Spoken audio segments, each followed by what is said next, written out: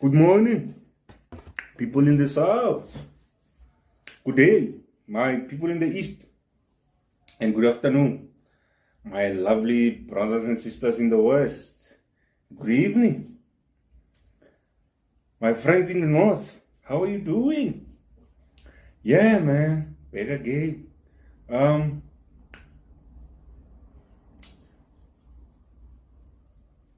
Today, I want to talk to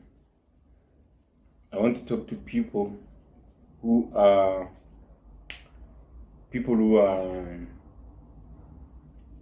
ownership orientated, sustainability orientated. I want to talk to such people today.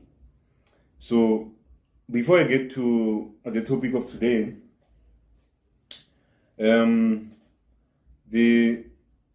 I got reminded of, as I was preparing for the topic, what I do is on the day of the recording, I've got a list of topics that I need to share, and then I just go through the list, then I pick one, and I'll sit and reminisce and think and construct until I get sort of a concrete something to share around the same topic in relation to the content that we're sharing on this channel. And I got reminded of how my generation was never taught at school by no teacher at no given time about ownership. Think about it. Anyone who's my generation, we've never been taught about ownership. No one ever taught us about ownership in school, from beginning to end. The entire 12 years, no one taught us about ownership. In South Africa, we spent 12 years in school. Basic education, it's 12 years.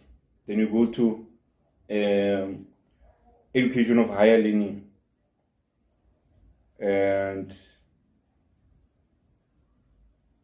you start to ask yourself if these guys were serious about us, because today we are who we were. We are who we are as a result of what we learned back in those years.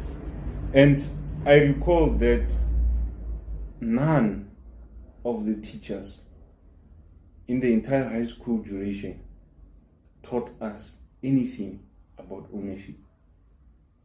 And I do not think there is a learner who went to school to learn so they can finish and start a business with what they have learned. I do not think there's a learner who went to study at tertiary level with the mentality that we got from our secondary level to learn and finish your studies, your tertiary studies, so you can go and start a business. So we all went to school, acquired whatever qualification you have, so that you can get a good job. So that you can get a good job that pays a good salary, which will afford you a nice place, a nice car, probably a healthy life. That's all we were taught about. They used to actually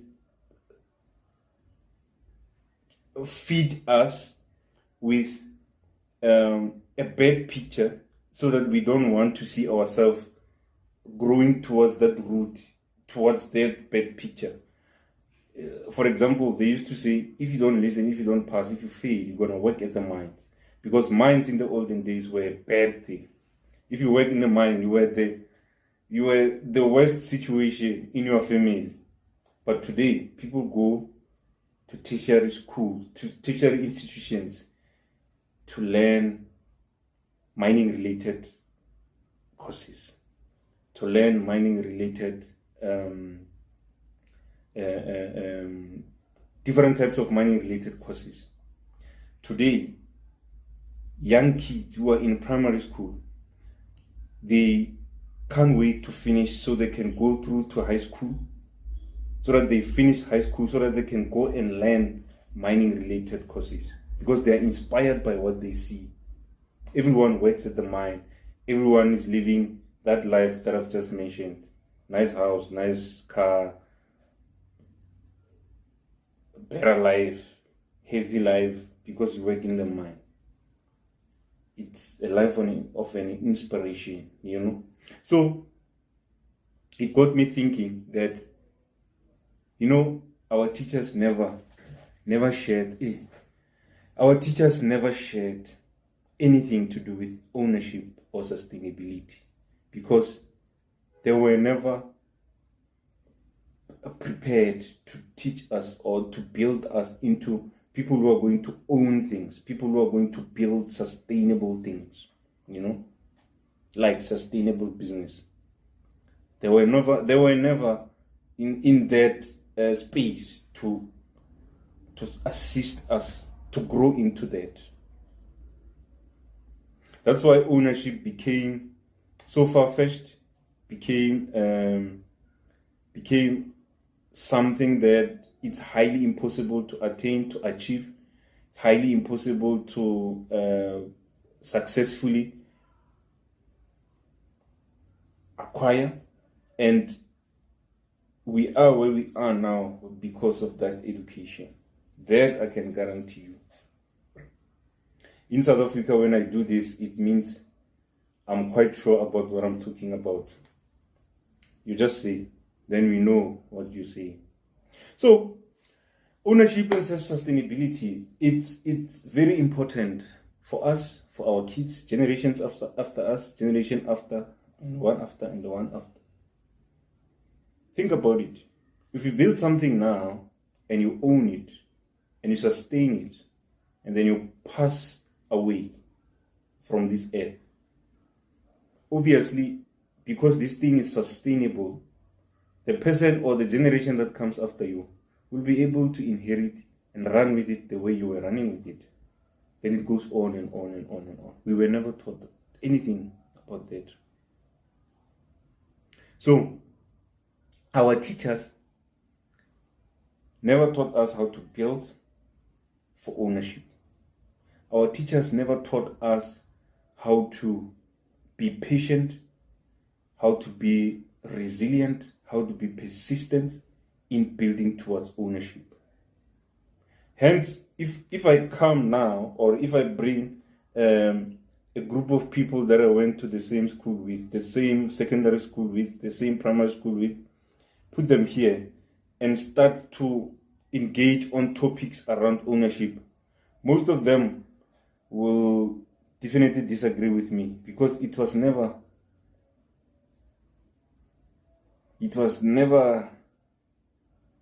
you know, that is the biggest problem that we have. And today we are living in an economy which enables anyone and everyone from anywhere to become anything they want to be. But because you do not have the background to build something sustainable, you do not have the understanding, the know-how to build something that you can eventually own. You don't know where to start, and you don't know what to do. You know, I almost missed my recordings for this week, because I'm actually tired.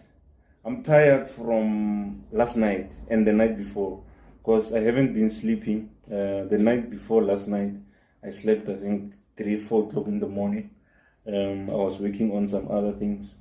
I enjoy working late at night because you don't have a lot of noises, you know. It's just you and what you're doing.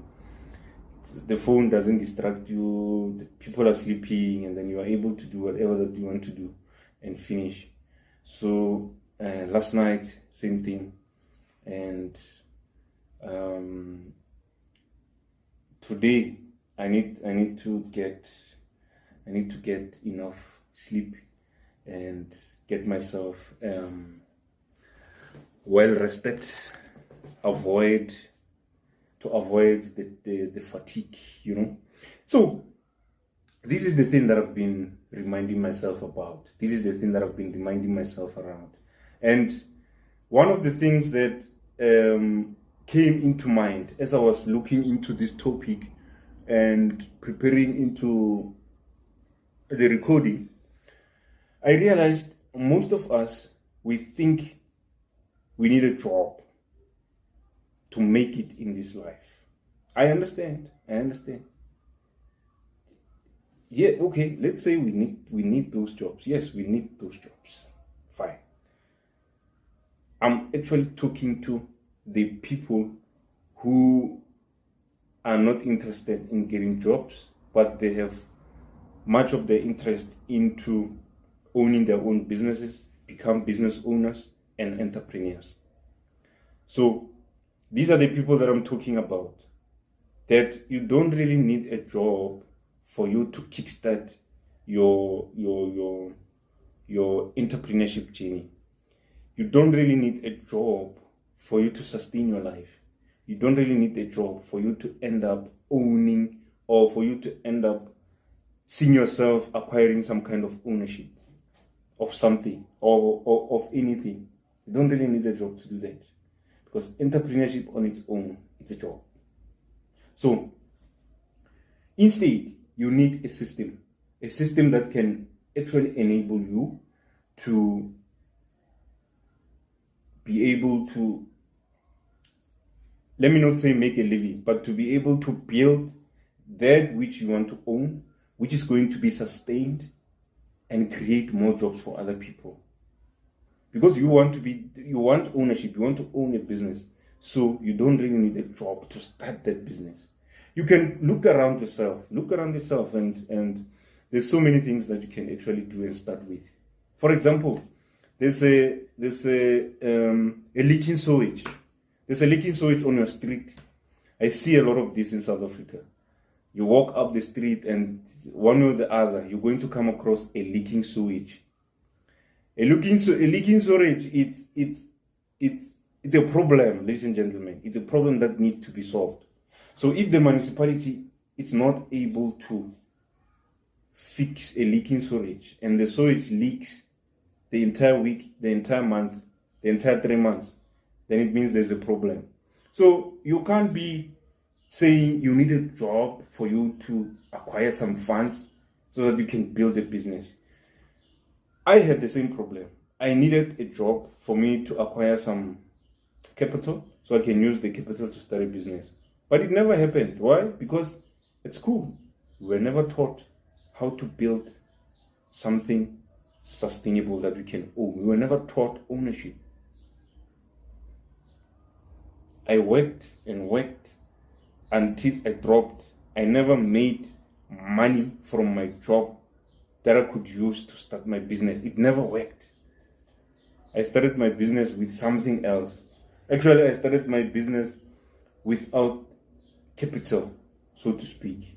I just started, and then I figured out how to get money somewhere, somehow, and that's how I started. Because had I been able to accumulate such capital, I would have started a business some 18 years ago. But I only started 6 years ago, because I was never taught ownership. I was never taught sustainability, self-sustainability. So look around yourself. That leaking sewage is your starting point. You can actually start with that leaking sewage. Find a solution to that leaking sewage. Get a system. That's why I'm saying you do not need a job. You need a system. Build a system that will be able to solve that problem. I'll give an example. I'm just thinking from top of my head.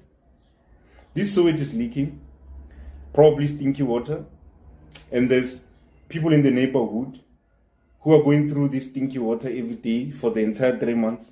And you go to these people, you make a deal with these people that you have a problem here with stinky water flowing on the street every day. So what I'm going to do is I'm going to create such and such and such a system which is going to do away with the smell, and you give me this much. You make a deal like that. You are building a system. This will be a system that you are going to use to build ownership. This is going to be the system that you're going to use to self-sustain something that you're going to own at the end of the day. So you don't really need to go far. You don't really need to look further. Solutions are around you, you know. There's a lot of guys in South Africa who have established car washes. Guys, I'm going to dish out a lot of ideas here. There's a lot of guys who have established car washes. A car wash which is not on a level where it complies with all environmental requirements. It's just a shade where you put your car, then the guys who come with buckets filled with water, they start washing your car, you pay them, you go. What happens to that water as they wash the car? The water flows in the street. Don't you think that is a problem? That is a huge problem. Go and look at all the car washes that you know. When they wash the cars, all the water flows into the street. It doesn't go anywhere. It just flows every day on the same street. That street is always wet because of the water from the car wash.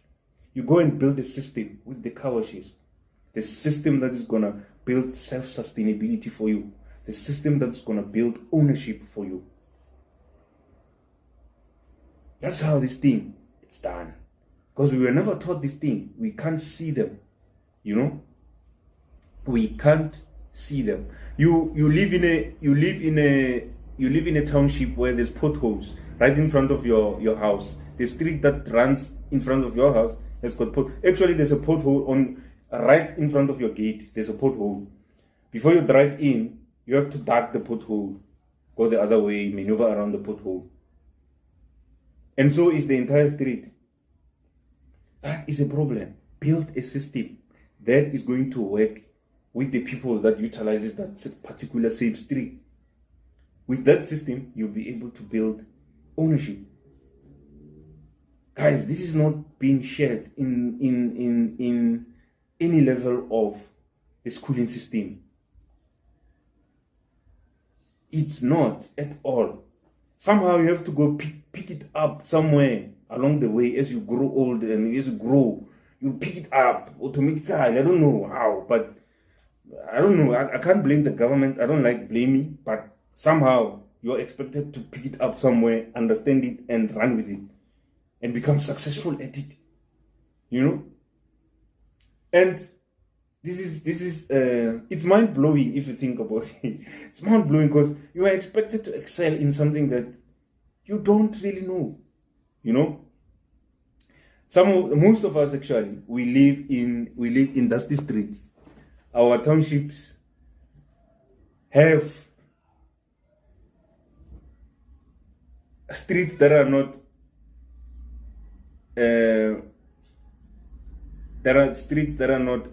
paved, and there's dust everywhere every day. When the street is being used by vehicles, there is dust everywhere. There is dust every day, and we have no solution. You can't even open windows. You can't open windows. You open windows, dust comes through. Someone is always coughing in the house, and so is the rest of the houses in your street. That is a problem. Build a system that is going to work with that. Build a system that will enable the entire streets, the entire residents to work with you in terms of eradicating or reducing the dust. There's so many things that you can build around it.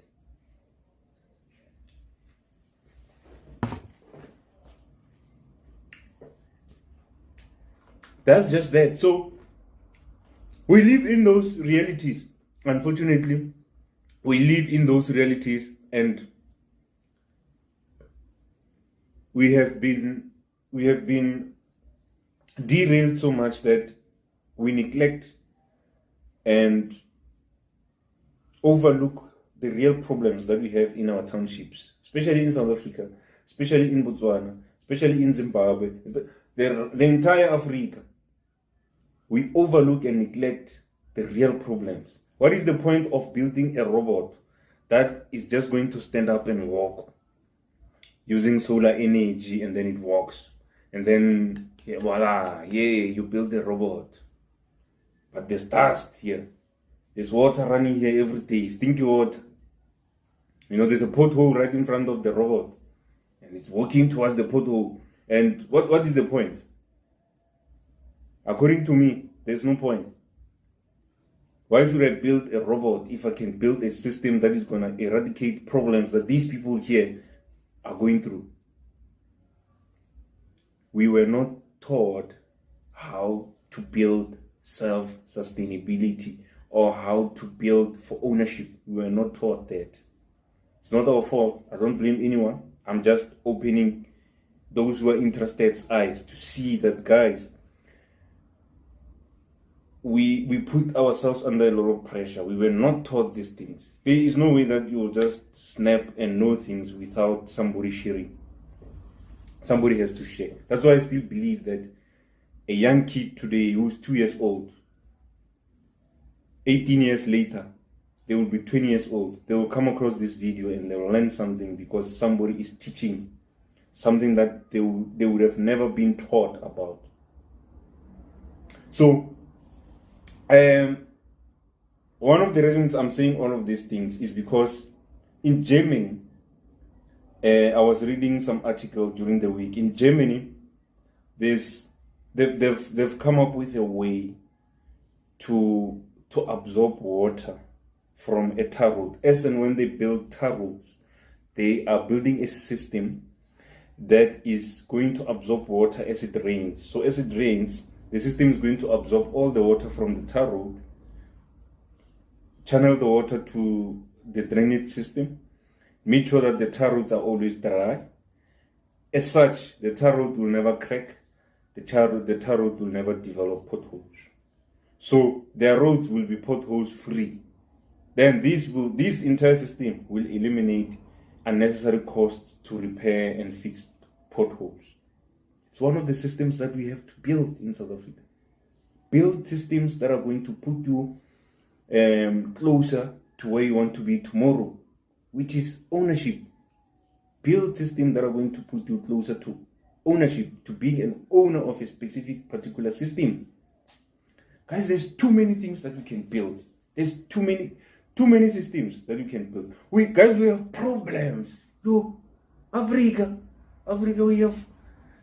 we will never finish the problems that we have in Africa. We will never, ever. There's abundance of problems. I've seen many countries have run out of problems to solve. They are now building solutions that are not necessary, you know. I don't want to mention names of countries, but there's countries that are just building things now unnecessarily, you know. They're just building things. The next thing, I don't want to mention this thing because it will be obvious. But there's countries now that have run out of problems to solve. They are building unnecessary solutions. I've seen a country where they've taken a cap, an ordinary cap that you put on or a hat, drilled some holes on the head. Like I have a head here. Let me get this. A head like this. They've drilled some holes here, holes. Then they put some fans. I don't know if it works with battery or there's a solar panel, small solar panel on top somewhere here. And then as you walk around, especially when it's hot, as you walk around, the solar panel is able to charge the batteries, and you can switch on the fans, and the fans will blow fresh air on your face. I mean, it is a solution. It's solving a particular problem, but yeah, well, what can we say? It's a solution. You know, many countries have run out of solutions because they don't have problems. They've run out of problems to solve. They've run out of new solutions to new problems. They don't know what solutions to come up with anymore. Come to Africa. Yo, ladies and gentlemen, we have from plumbing to electricity to there's problem everywhere. There's problems everywhere. Problems. that needs to be solved. I just mentioned a couple, three: dust, water, sewage water, potholes, But I don't see a point of building a robot that just walks and then we say, this guy is amazing. This guy is on another level. This guy lives in 2080. He's built a robot. No, man. We've had these things 50 years ago. We had toys. When I was a child, I had a toy where we put batteries. It was a man standing like those the Transformers movie, those kind of cars that transforms into superheroes. It was a man like that, and then I think that thing was talking, but it was doing those sounds, wow, wow, put batteries and then it does this, wow, wow, wow, wow. I had a toy like that many years ago when I was still a boy. So you're going to build something like that, similar to that, just because it's working. Just because this thing is working, like this distance, it's working this thing. And then we have a genius. Come on, ladies and gentlemen, no, man. Solve our dust problem. We can't open our windows because we have dust outside. As cars passes through, we have dust every day. We inhaling this thing. There's the health issue. An environmental issue. Solve that problem. There's water running here in the streets. Solve that problem. When it rains, storm water in houses. It's a problem. Solve that problem. Guys. Germany has built a system like that. So think about what Germany has done, which you can do, not exactly similar to what they're doing, but they have solved a particular problem. Think about a similar thing that you can also do as a system. Like I said, you need a system, not a job. Build a system that is going to recur and build more systems. Recur, create more jobs instead of finding a job. Because if you find or look for a job, it will only be you and the employer, the guy or the person or the company that employs you. That's the end of the story. But if you build a system, you have built a legacy, you have built many jobs through one system. One system creates many jobs, creates a legacy, solves many problems, and so on and so forth. One system. We were never taught these things at school. We were never taught ownership. So this is the time, this is the moment, this is the channel for you to learn about these things, because you never had a chance to learn about these things. That's why today you have a job. That's why today you have problems around you and you don't know how to solve them. We were all taught mathematics. This is what our teachers actually used to do. Our teachers used to encourage us. Not necessarily encourage, but they used to guide us on which streams to take. For instance, we had commercial streams. If you take the commercial streams, these learners are going to learn accounting, business economics, business management. They teach you business, they teach you accounting and everything. But the guidance that they give to these learners is that if you pass well, you're going to get employed by Ernst & Young, you're going to be employed by PricewaterhouseCoopers, you're going to be employed by all these auditing firms, on accounting firms. All they taught us was pass well, get a nice bursary, good bursary, and then you'll work for this big company and get paid. And then buy a nice car, build a nice house, buy a nice house, live a healthy life, have a medical aid, good salary, big money. That's all they taught us. That's all we had in our minds. Or you take the science stream. They actually encourage us that if you take out science stream, you're going to work, you're going to have more opportunities in engineering, you're going to work in different firms, you're going to design things and build machines, so there's more jobs in engineering. Take out engineering. And then we had the history stream. Was it called history? history stream. I think it was called history. The stream was called history. This is where you're going to learn history. History about your government, history about older governments, history about dictators, who used to dictate what, who used to own what, who established which name, who established with what, political parties. These people were encouraged to go into this stream, these learners, because the opportunities were that they're going to work for the parliament, they're going to work for the government, they're going to be leaders of tomorrow. The country, the economy need leaders. Actually, we were never even taught about economy. We just knew that the country needs leaders like you. You are the future leaders. So this stream is going to groom you, build you so that you become a well-orientated leader, a woke leader, history stream. So I chose science because it sounded more convincing. It sounded more like the things that I want to do. That's why I ended up studying engineering. And many people as well chose commercial streams. Many people as well chose, I remember we had 3 science classes, we had 2 history classes, we had 1 commercial stream. Everyone thought commercial streams are difficult, you don't pass easily, there's no jobs when you pass, you're not going to get anywhere. Similar applies to, but science, 3 full classes. In metric, we had 3 science classes. So this is a sign that there's information that we missed, there's information that we're always missing. That's why we are in the situation where we are, especially in South Africa, especially in Botswana, especially in Zimbabwe, especially in Malawi, especially in Cameroon. We are in all this because our system is the same, our educational system is the same.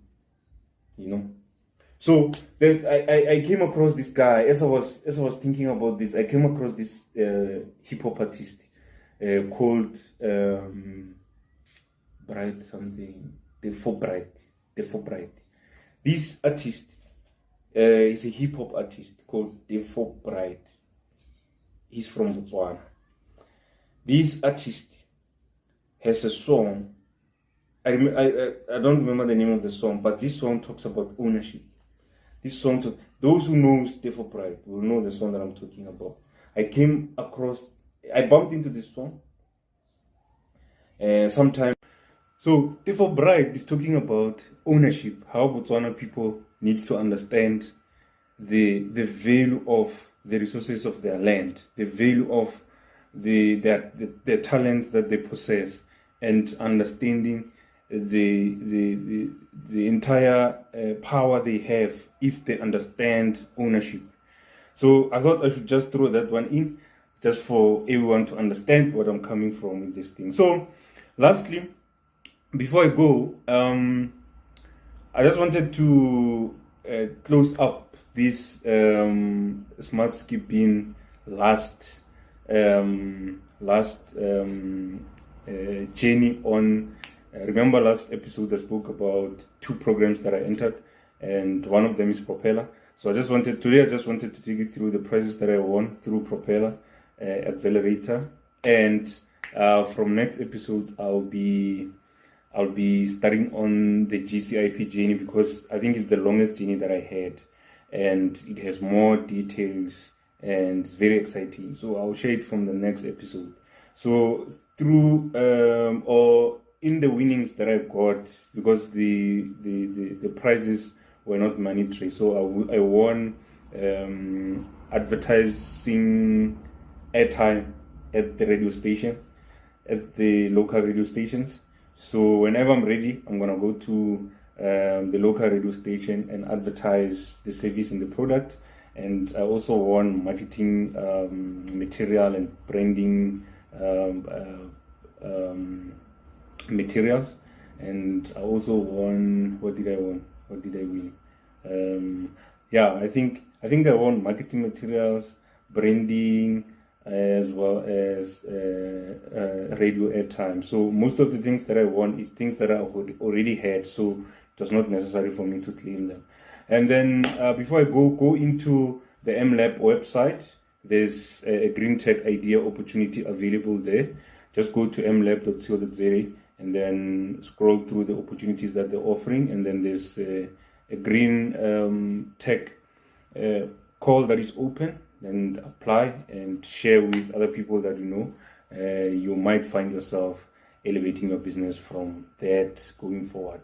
And with that being said, don't forget to subscribe. There'll be a pop-up here. Click on the pop-up and subscribe to the channel to learn more and grow yourself. Share this with your children, especially those that have already maybe reached between 10 and 15 years old, to learn these basics from the start, because at school they don't share this information for sure. And I will see you next week. Next week.